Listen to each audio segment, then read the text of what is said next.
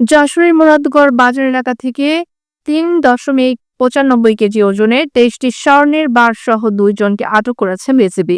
Border guard Bangladesh Jessore ব্যাটালিয়নের একটি টহল দল গোপন সংবাদের ভিত্তিতে যশোর সদর উপজেলার চূড়ামনকাচি ইউনিয়নের মুরাদগড় বাজার বাসস্ট্যান্ড সংলগ্ন রাস্তার উপর অভিযান চালিয়ে এ সফলতা অর্জন করে।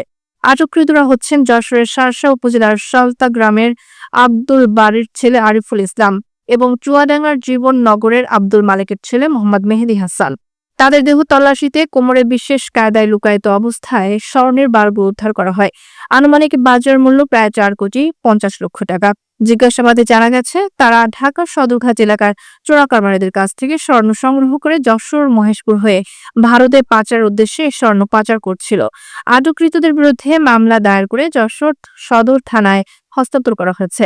যশোর ব্যাটালিয়নের অধিনায়ক লেফটেন্যান্ট কর্নেল সাইফুল্লাহ সিদ্দিকী জানিয়েছেন, সীমান্তে অস্ত্র, স্বর্ণ, মাদকসহ চোরাচালানি প্রতিরোধে বিজিবির অভিযান অব্যাহত থাকবে।